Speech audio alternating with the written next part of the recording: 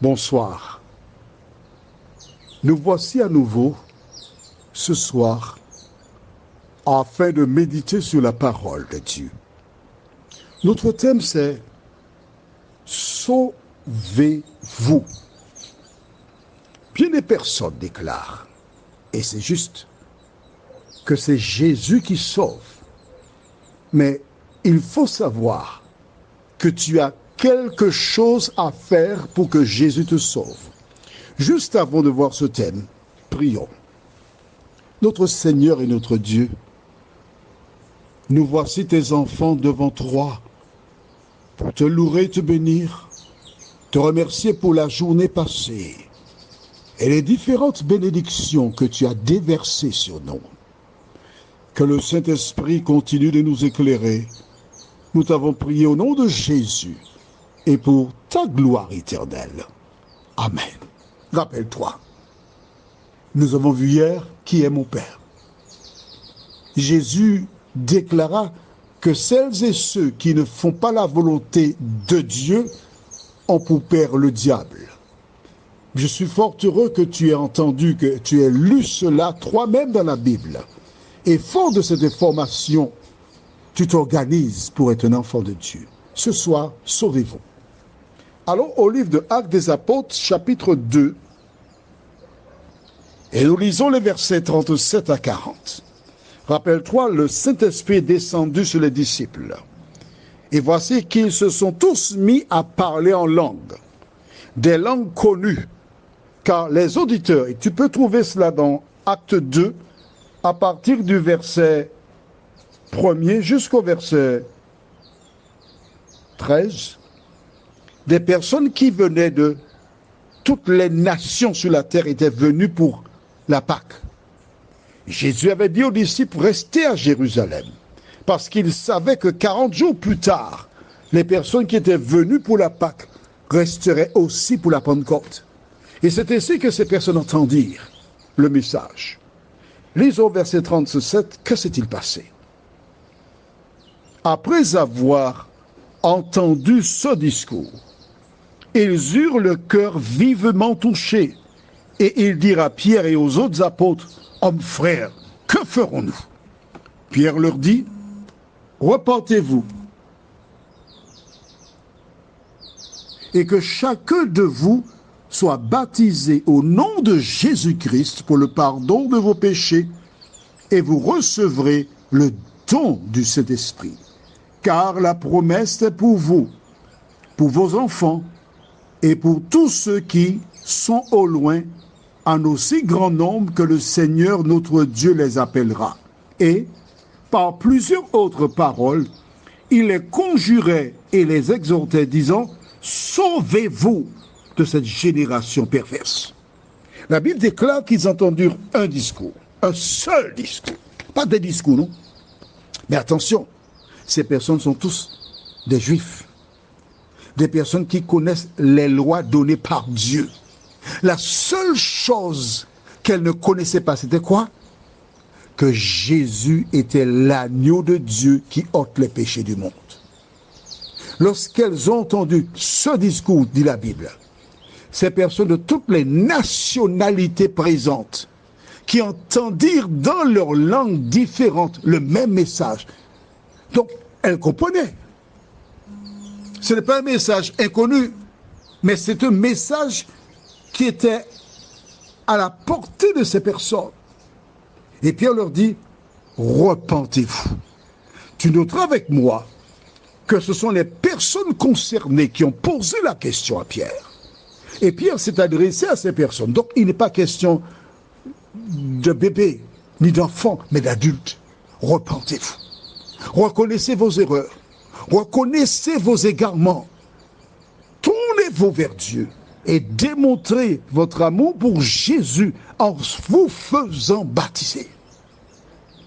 Car cette promesse, elle n'est pas seulement pour vous, mais pour toutes celles et ceux qui, dans le temps, entendront la parole, comprendront cette parole et tourneront leur regard vers celui qui, sur la croix du calvaire, s'est donné afin de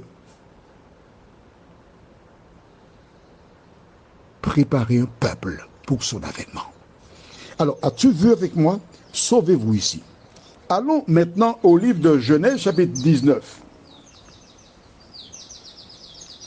Et volontairement, je n'ai mis que le verset 17. Mais celles et ceux qui ont leur cahier, il faut marquer 17. Et tu pourras aller jusqu'à 24. Parce que la suite de l'histoire, elle est intéressante. Lisons donc au verset 17. 2 anges sont venus à Sodome. Les gens de Sodome menaient une vie contraire à la parole de Dieu. Et l'Éternel était allé chez Abraham et lui avait dit que j'entends des choses là, je vais descendre là, je vais mettre un milieu dans ça. Et Abraham, qui savait comment vivaient les gens à Sodome, il a plaidé. Il a commencé par 50, puis 45, puis 40, 30, 20, 10. Demandant à Dieu de faire grâce. Il y avait 10 personnes dans Sodome. Mon ami, écoute-moi bien. Une ville entière. Abraham espérait qu'il y ait au moins 10 personnes dans la ville qui seraient fidèles à l'Éternel. Qu'est-ce que cela indique? Tout simplement que c'est un petit troupeau. La majorité suit le prince de ce monde. Les anges descendirent donc à Sodome. Et les hommes de la ville, lorsqu'ils ont vu 2 gaillards, ils ont dit, oh là là, voici notre affaire. Ils attendirent que le soleil se couche. Et la Bible déclare que des enfants, des adolescents, des adultes, des vieillards, lorsque le soleil s'est couché, ils ont touré la demeure de l'eau et lui demandèrent de faire sortir les hommes pour qu'ils les connaissent. Lorsqu'on parle de connaître dans la Bible, il s'agit de rapport. L'on sort et dit, mes frères, ne faites pas le mal. Vois-tu, en ce temps-là, la majorité des personnes qui habitaient à Sodome avaient un comportement que l'on qualifiait de mal. Mais ces hommes n'ont rien voulu entendre. Ils n'ont rien voulu savoir. Ils veulent avoir les hommes. Les anges les frappent de cécité. Ils sont aveugles. Puis, ils déclarèrent à l'eau, qui as-tu encore ici? Jeune, fils, fille, fais-les sortir, parce que nous sommes venus pour détruire la ville. Mon ami, toi qui m'écoutes depuis plusieurs mois, certains sont là depuis 7, 8 ans. Que fais-tu des audios que tu reçois? Est-ce que tu les partages avec les membres de ta famille?